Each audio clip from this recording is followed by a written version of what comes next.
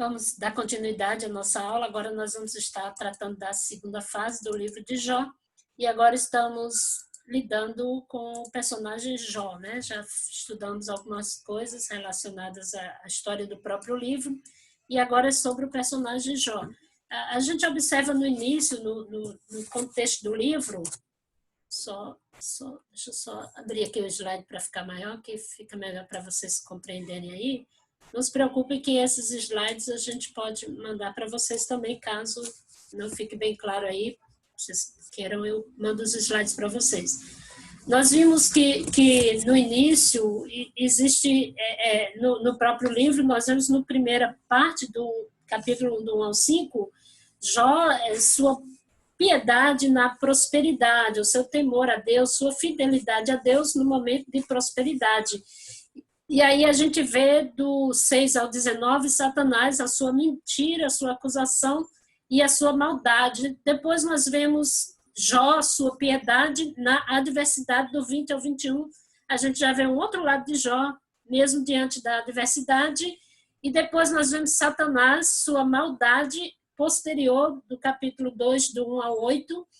E depois nós vemos Jó, sua piedade em uma situação extrema, do capítulo 2, verso 9 ao 13. Nesse momento, nessa primeira fase, a gente conhece o caráter de Jó, a piedade de Jó na prosperidade e na angústia, no extremo sofrimento que ele está vivendo. Então, aí, do 1 ao 5 até o 2:13, a gente vê sobre Jó e sobre Satanás. Agora nós vamos falar sobre Jó. Quem era Jó? Era uma pessoa real e não era uma pessoa fictícia ou alegórica. O profeta Ezequiel o põe na mesma categoria de Noé, de Daniel, veja aí, Daniel 14 ao 20, e a sua paciência se refere a Tiago 5:11, abastado e o mais rico de todos os homens do Oriente, 1:3, era reto, íntegro e temente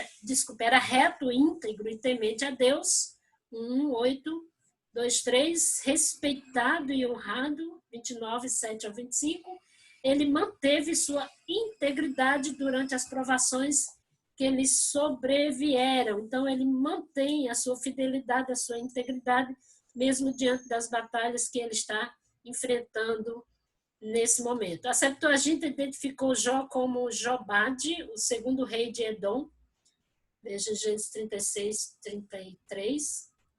Jó provavelmente é derivado de uma raiz que significa voltar ou arrepender-se, e pode então significar quem volta para Deus.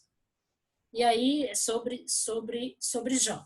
E aí nós temos Jó como uma pessoa de maior destaque no seu próprio país, era uma personagem internacional, seus amigos vieram de 3 países diferentes, incluindo Jó. As pátrias dos 4 locutores não podem ser identificadas com certeza, mas isso não significa que não são lugares imaginários, parece que se moravam em regiões vizinhas, o próprio texto vai falar sobre isso. O fato de que combinaram sua ida mostra que já eram conhecidos e achavam que seria mesmo bom irem juntos, isso é o que se supõe dos amigos de Jó. O comportamento deles demonstra simpatia para com a triste situação de Jó, entretanto, faltou-lhes discernimento da situação ao atribuir o sofrimento de Jó ao pecado e, esquecidos do seu papel de consoladores, se sentem impulsionados pelo desejo de vencer Jó. Então, à medida que eles vão conversando, eles vão levando o discurso mais para a ofensa, né? Você percebe que no início, quando eles chegam diante de Jó e eles choram, parece até que eles estão bem comovidos com a situação de Jó, mas você percebe que à medida que os discursos vão se desenrolando, é como se eles estivessem ali mais para averiguar a razão pela qual Jó estava passando por esse sofrimento, por essa experiência tão dolorosa. E aí Elifas, Deus é ouro refinado, ou Deus concede, sua terra natal era Temã, em Edom, pertencia ao território de Edom, Gênesis 36, 11. Conforme Jeremias 49, 7, essa terra era conhecida por seus homens sábios. Jó 4:1, era filho de Esaú com Ada, filho de Edom, aí algumas referências, recorre à sua experiência, suas experiências pessoais, fala do que aprendeu em sonhos e visões para explicar a Jó os caminhos de Deus, julga o sofrimento de Jó segundo as suas visões, segundo o que ele tem visto. Então, o autor desse livro, Examinando as Escrituras, o autor é Sidrow Baxter, ele fala sobre Jó, ele fala sobre os amigos de Jó, e ele vai pontuando, à medida que ele vai estudando seu discurso, analisando o discurso, ele vai pontuando a forma de pensar desses amigos. Então, ele diz que Elifas, ele é aquele que trabalha o seu discurso em torno da experiência, baseia o seu discurso na experiência, e ele diz que Elifas é um moralista religioso, e do grupo ele é o apologista. E sobre Bildade, filho da contenda, o significado do seu nome, 8:1, ele descendia de Suã, filho de Abraão e Quetura, Gênesis 25:2, seu território ficava a leste da Arábia, fala baseado em suas próprias pesquisas, exorta Jó a curvar-se perante a sabedoria da tradição, aponta para gerações anteriores, veja aí Jó 8, do 8 ao 10, e pergunta como seria puro aquele que nasce de uma mulher, Jó 25:4. Então, seu discurso tem base na tradição, e aí Sidrow Baxter denomina Bildade como sendo legalista religioso, conferencista, né? Ele está falando sobre os problemas e baseados na tradição. E nós temos aí, esses são os dois primeiros amigos, Elifas e Bildade. Sofá, ele é rude, áspero, de Naamã, possivelmente ao norte da Arábia, era descendente de Ismael, habitante de Edom, é um legalista, adota o tom de escarnecedor e acusador, precipitado e com dura franqueza, enfatiza as exigências de Deus, mas se fosse isso, como Jó poderia sobreviver ou subsistir? Né? Então, ele baseia o seu discurso na suposição. Sidrow Baxter diz que ele é o dogmático religioso e ele é intolerante no seu discurso, intolerante nas suas afirmações para com Jó. E Eliú é o último que se levanta, ele é meu Deus, o significado do seu nome. Jó 32 começa então Eliú, Buzita, território conhecido ao sul de Edom. O texto fala da origem de U, na terra dos Buzitas e de Ara, descendente de Buz, filho de Naor, irmão de Abraão, Gênesis 22, 21. O estilo é rápido e nervoso, aponta para o fato de que as perguntas feitas por Jó somente poderiam ser respondidas por Deus. Ele fica irritado, ele escuta os discursos dos três amigos e fica muito irritado. E aí ele, por ser mais novo, né, ele acredita que os amigos de Jó têm respostas e ele percebe que eles não têm nenhuma resposta para dar para Jó, mas ele também acha que Jó está sendo impaciente. Ele exalta a grandeza e a providência de Deus, exortando Jó a reconhecer o propósito divino para seus sofrimentos e a juntar-se a outras pessoas no louvor a Deus. Ele é uma voz no redemoinho, uma voz sobre-humana, ele se coloca no lugar de Jó, ele diz que é igual a Jó, ele se identifica com Jó, e é interessante perceber que, diferente dos amigos de Jó, dos outros amigos de Jó, tem uma coisa interessante que eu estava observando aqui, no desenrolar do discurso de Eliú, é que enquanto os amigos de Jó estão acusando Jó de todo aquele sofrimento está sendo ocasionado por conta do seu pecado, Eliú, ele diz que a causa real do sofrimento de Jó não era o pecado de Jó, mas ele é como se ele tivesse mais ou menos mostrando que o Jó poderia pecar por causa do sofrimento. Então, veja que coisa interessante, que ele não traz acusações para Jó. Ele não é acusador como os outros, mas ele diz, deixa eu só ver aqui, mas existe, da mesma forma, coisas surpreendentemente verdadeiras, como quando acusa Jó de pecar por causa do seu sofrimento e não de sofrer por causa do seu pecado. Então, esse sofrimento poderia trazer Jó a pecar. E a gente percebe que é esse o intento de Satanás. Então, parece que ele o percebe nas entrelinhas daquele momento, que esse sofrimento poderia trazer para Jó, fazer Jó pecar contra Deus. Então, ele reconhece que Jó é um homem justo, é um homem temente, é um homem de fé. Ele vem com essa mensagem, ele se aproxima de uma esplêndida verdade, quando afirma no final de sua fala que a fé no próprio Deus é ainda melhor do que uma explicação. Então, manter-se fiel a Deus, manter-se firme ali, era mais interessante para Jó do que conseguir uma explicação das suas daquela condição que Jó estava vivendo. Então, Eliú é mais interessante porque parece que ele foi levantado por Deus para trazer um alívio daquele contexto, daquela situação que eles estão vivendo, que eles estão enfrentando naquele momento. Então, em relação à natureza do livro, a maior unidade individual em Jó é um discurso que pode consistir em um ou mais poemas. Cada poema consiste em uma ou mais estrofes. Uma estrofe consiste em um ou mais períodos e cada período consiste em uma ou mais linhas. Então, você observa bem, quando você for pregar no livro de Jó, você precisa observar os discursos, as formas como a argumentação de cada pensamento vai sendo desenvolvido no decorrer do livro. O livro é uma mistura surpreendente de quase todos os tipos de literatura que se acham no Antigo Testamento. Muitas peças individuais podem ser isoladas e identificadas como sendo provérbios, enigmas, hinos, lamentações, maldições e poesias líricas de natureza. Quanto ao gênero, Jó fica mais perto da história épica do Israel antigo, que achou sua expressão de ouro nas histórias dos patriarcas, na saga do Êxodo, na carreira de Davi, na história de Ruth. O livro é de natureza dramática, visto que conta o drama da vida de Jó, o sofrimento de Jó, a perda de Jó, toda essa batalha que Jó enfrenta. Nenhum coração ferido bate-lhe a porta sem encontrar alívio e conforto no reconhecimento de que a justiça de Deus, ainda que pareça tardia, vem. Esse é o livro de conforto para o abatido, para o sofredor, para o perseguido. Então, o livro, de certa forma, vai mostrar a batalha espiritual que existe na vida do homem. E aí, uma pergunta para a gente refletir: vale a pena ser fiel a Deus?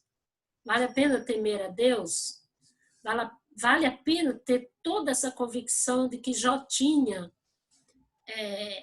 e, de repente, ser alvo do próprio Satanás? Então, pensa bem nessas questões e nós discutiremos lá no grupo, se Deus quiser. Então, vamos caminhando. Deixa eu só... caminhando... propósitos do livro. Nós temos aí mostrar a atitude certa diante do sofrimento, que é humildade, mostrar os caminhos trilhados pelo homem na explicação do sofrimento, mostrar que nem sempre o sofrimento é resultado de pecado, isso é bem importante. Pelo contrário, eu acho que quando o homem se propõe a ser fiel a Deus, passa por uma batalha espiritual muito grande, isso é até uma prova que Satanás vai testando, tentando, né? Mostrar que Deus usa o sofrimento para guardar alguém da justiça própria, isso é interessante. O livro é uma denúncia contra tudo quanto é suficiência humana para resolver os mais graves problemas da vida, especialmente no terreno do sofrimento, que ninguém quer passar por sofrimento e cada um que passa quer uma explicação, né? Já nos convence de nossa insignificância e do dever de sermos humildes em nossas tribulações.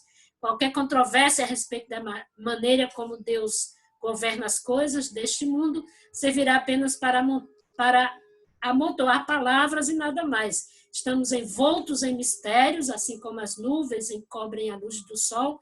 A nossa insuficiência esconde o pensamento divino. De uma coisa podemos estar sempre certos e seguros: o diabo não ganha a última batalha.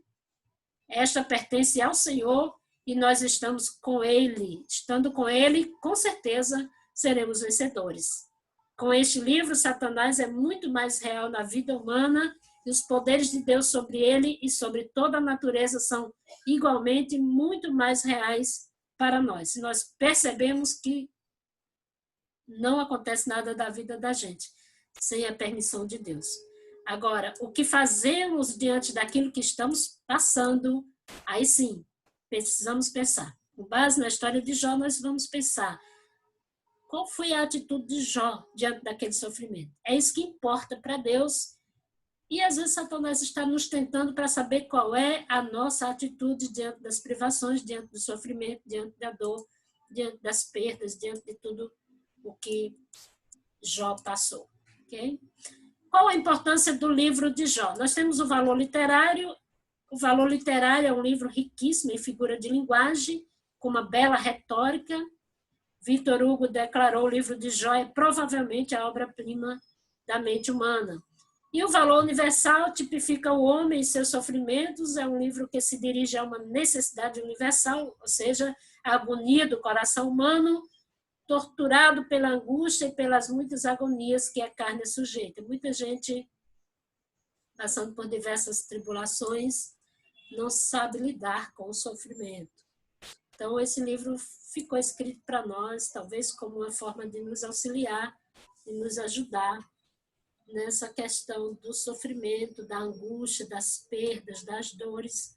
E aí, por essa razão, nós precisamos muito ler o livro de Jó. Ele é muito importante para nós nesse sentido e poderemos tirar ricas lições para nós. E o conteúdo, nós temos aí os sofrimentos de Jó, dão lugar a diversas indagações humanas, conteúdo filosófico, né? Primeira parte, essas indagações do sofrimento de um homem justo e reto. Quando o leitor chega no epílogo do livro, recebe explicações e razões sobre o assunto, não como acontece com livros humanísticos, sem inspiração, que deixam o leitor frustrado ao narrar soluções inadequadas e puramente teóricas. A razão humana jamais conseguiu. E tanto é que Jó, ele declara no final do livro que agora ele conhece a Deus, não somente de ouvir falar, mas ele consegue compreender, consegue conhecer melhor a Deus. Então, além dos amigos de Jó, ao tentar explicar os grandes mistérios da natureza humana, essa é a primeira parte, que é o conteúdo filosófico, e nós temos aí o conteúdo científico. O livro revela fatos que para a época não poderiam ser entendidos, visto que a ciência não prescruta ainda esses mistérios. Veja só, no livro de Jó, nós temos a redondeza da terra, a estabilidade da terra, o movimento da terra, o peso do ar,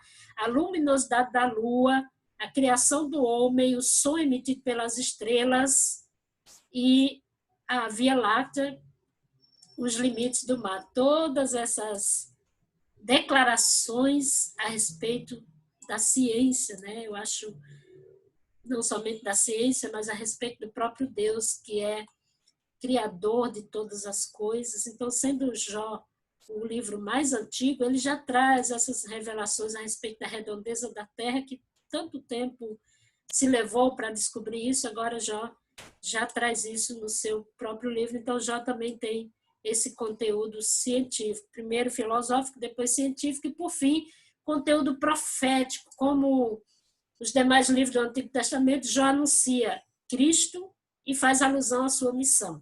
Veja aí o capítulo 6, versículo 23.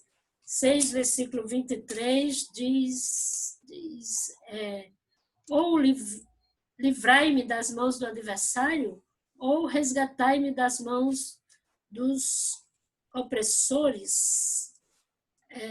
19, 25 é aquele que nós já lemos, bem sei que meu Redentor vive, e por fim se levantará. 25, 26, deixa eu ver aqui. 19, 25, 26. 19, 25, 26. Eu sei que o meu Redentor vive, agora o 26, depois destruído o meu corpo, então fora da carne, verei a Deus. Eu crerei, o verei ao meu lado e os meus olhos o contemplarão, não mais como adversário, meu coração desfalece dentro de mim. Ele reconhece que o seu Redentor vive E os amigos de Jó profetizam também com respeito à sua vinda futura. Veja o versículo 5, 26. Eu acho bem interessante quando eu estava lendo, quando ele diz: descerás à sepultura, idade avançada, como se escolhe o feixe de trigo no devido tempo. Então, está reconhecendo que Jó vai viver, né? Vai descer à sepultura com idade avançada. E o 8:6, e se fores puro e correto, com certeza ele se levantará por ti agora mesmo e te restaurará com justiça. Então, se Jó for justo, Deus vai se levantar com justiça, e aí o final mostra que, de fato, Jó era justo. E, por fim, 7:21, ele vai dizer: porque não perdoas o meu pecado e não tiras a minha maldade, pois agora me deitarei no pó, tu me busca, mas eu não existirei mais. E aí nós temos algum conteúdo profético, conteúdo do livro filosófico, científico e profético. E algumas características do livro: nós temos doutrinário, porque ele fala de Deus, do homem, de Satanás, do pecado, da justiça, da disciplina, da fé e da natureza. Eu acho interessante esse conteúdo doutrinário, é uma parte muito importante, muito interessante do livro, porque, por exemplo, Guerra Espiritual tem até um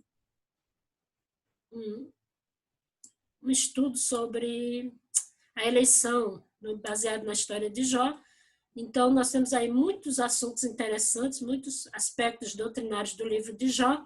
Fala muito sobre Deus, fala sobre o homem, sobre a fragilidade e sobre a guerra espiritual. É fantástico observar como Satanás está ali conversando com Deus e observando a vida de Jó.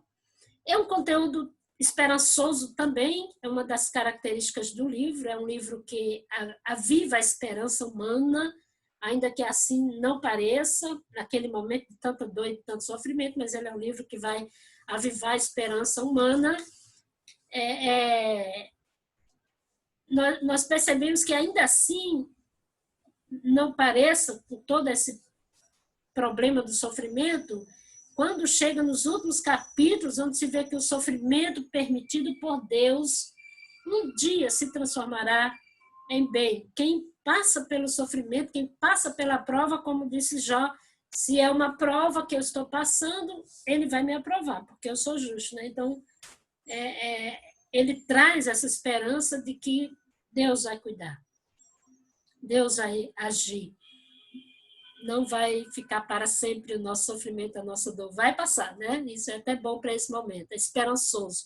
Vai passar. Deus está no controle, Ele é o Senhor, Ele controla todas as coisas. E o terceiro é revelador, revela fatos divinos e sobrenaturais, bem como fatos científicos. Nós vimos aqueles fatos científicos do livro de Jó, e nós vimos alguns aspectos divinos, por exemplo, quando fala que Deus está observando os seus fiéis. Veja que quando Deus chega para Satanás e diz para ele: observaste o meu filho Jó? Então, os olhos de Deus estão sobre nós. Isso é uma revelação perfeita do livro de Jó. Mostra os fatos sobrenaturais, e Deus é Senhor e está vendo os nossos sofrimentos, vendo a nossa dor. Os homens procuram a explicação do sofrimento na causa e no efeito. Isso é uma coisa que a gente observa nos amigos de Jó. Olham para trás, para uma conexão entre o pecado passado e o sofrimento presente, tentando justificar os sofrimentos com base na vida, na fidelidade ou na infidelidade. Porém, a Bíblia, olha para frente com esperança e procura explicações não tanto em origens quanto em alvos. O propósito do sofrimento é visto não na sua causa, mas sim no seu resultado. Então, é difícil, muito difícil para nós. É até muito fácil para nós falarmos quando a gente está já estudando, já observando tudo que já passou. Mas preste atenção nesse detalhe que o livro vai trazer para nós. O propósito do sofrimento é visto no seu resultado final e não na causa. Por que eu estou passando por isso? Por que eu tenho que fazer isso? O que eu fiz para passar por isso, né? ao invés de ficar questionando isso, nós poderíamos pensar como que eu serei após passar por tudo isso. Talvez um momento bom para a gente refletir sobre isso, né? Como que eu sairei desse momento, desse sofrimento? Como eu estarei depois? Quais serão os meus valores, né? Possivelmente Jó passou por muitas perdas, por muito sofrimento. Eu imagino que não foi fácil para Jó perder todos os filhos, perder seus bens, mas no final das contas, Deus o restitui.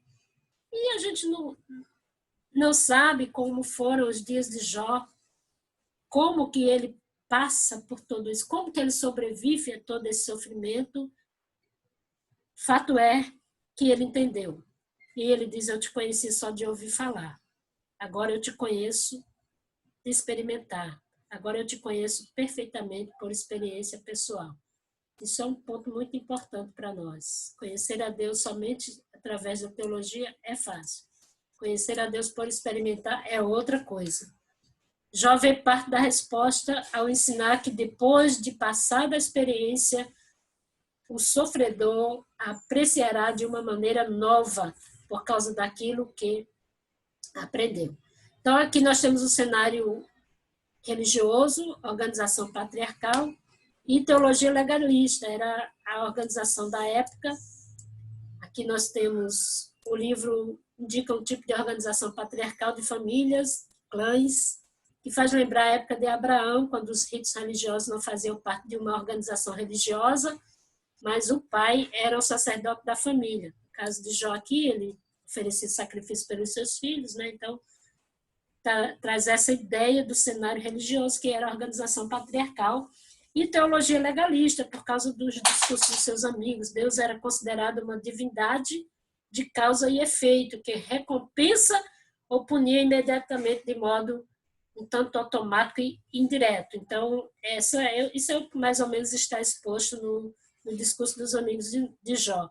Uma opinião errada a respeito de Deus deu aos 3 amigos essa opinião equivocada a respeito de Jó e do sofrimento que ele estava passando. Deus sabia a razão de todo aquele sofrimento e isso promove uma opinião errada. Os amigos de Jó vão fazendo suposições, vão tendo uma opinião errada a respeito daquele momento vivido por Jó. Quem jamais foi ferido, zomba das cicatrizes. Então, Jó está aí trazendo para nós uma linda lição de vida. E ainda falando do cenário religioso, eles desconheciam o fato de que Deus está sempre pronto a estender a sua misericórdia e graça aos indignos. O resultado desse debate foi um golpe na errada ortodoxia, deixando espaço para a reconstrução da fé numa verdadeira concepção de Deus, quando Jó, no 42, 5-6, declara que agora ele conhece Deus, não só de ouvir falar. A religião verdadeira é descrita como a confiança em Deus, a despeito das recompensas terrenas, tendo por alvo a ressurreição e o juízo final, 19, 25.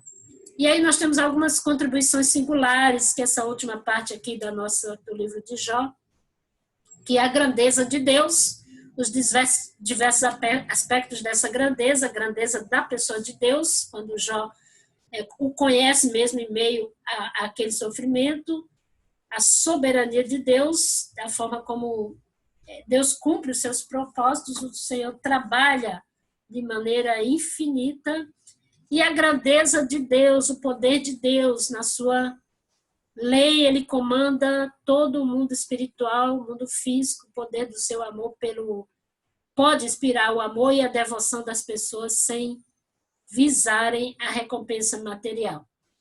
E ainda os diversos aspectos dessa grandeza, a grandeza do seu programa, você vê aí, Deus fala com fala com Satanás e garante que Jó é fiel. Seu plano para com a humanidade é universal e eterno, e não apenas uma reação aos problemas imprevistos. Ele comanda diretamente todas as inteligências espirituais e físicas, impondo que todos prestem contas no dia do juízo que virá. e a grandeza dos seus propósitos. Então, nós temos aí, ele não pretende apenas mimar a humanidade com vida fácil aqui e agora. Isso é um exemplo, mesmo Jó sendo fiel, mesmo Jó sendo temente a Deus, ele não está mimando Jó com vida fácil, mas aperfeiçoá-la para a eternidade. Ele aperfeiçoa Jó nesse momento de sofrimento. Nesse processo, ele pode até mesmo usar Satanás. Satanás pode até ser usado por Deus quando nos acusa, quando nos calunia, mas para cumprir um propósito soberano de Deus, que é demonstrar a todas as inteligências espirituais a grandeza da sua sabedoria e graça. Então, essa é uma das considerações importantíssimas do livro. E a grandeza do seu povo, né? O povo de Deus, os verdadeiros filhos de Deus são aqueles que o amam, o servem pela fé e não por aquilo que ele dá. Isso contesta toda a teologia da prosperidade, né? Como ele reconhece a grandeza da sua pessoa, do seu poder, do seu plano, dos seus propósitos. Jó reconhece que Deus é todo poderoso, que ele criou, ele pode agir como ele quiser e nós não podemos estar julgando que por sermos filhos de Deus temos algum mérito, algum privilégio. Então, ele reconhece a grandeza da sua pessoa, do seu poder, do seu plano, dos seus propósitos. Estão aqui disponíveis para o trabalho do Senhor, permitindo que ele os aperfeiçoe pela aprovação, se necessário for, para que se torne ouro. Quando Jó afirma, se ele me provar, ele sabe que eu serei aprovado. Então, a grandeza do seu povo. Então, para concluirmos, amados, a história de Jó é um poema cheio de questionamentos e respostas. Ao passo que não entendemos o sofrimento do justo, percebemos que no sofrimento o justo pode encontrar respostas.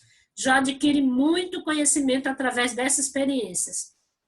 Todos que faziam parte dessa história deram conselhos a Jó, mas ele demonstra ser um homem firme, fiel e determinado nas suas decisões. Em meio a toda dor e sofrimento, ele pede explicações ao seu Criador e na sua dor ele entende os caminhos de Deus para a sua vida. Suas declarações, bem sei que tudo podes e nenhum dos teus planos pode ser frustrado, no 42:1, mesmo que eu fosse justo, ele me declararia culpado. Capítulo 9, versículo 20, assim nós encerramos a nossa reflexão simples sobre o livro de Jó, mas conhecendo profundamente o Deus que se declara, o Deus que se apresenta, o Deus que tem todo interesse em nos abençoar, o Deus que não mima os seus filhos, mas que em meio ao sofrimento nós podemos conhecer melhor o Senhor. Talvez um tempo muito interessante para conhecermos a Deus como Jó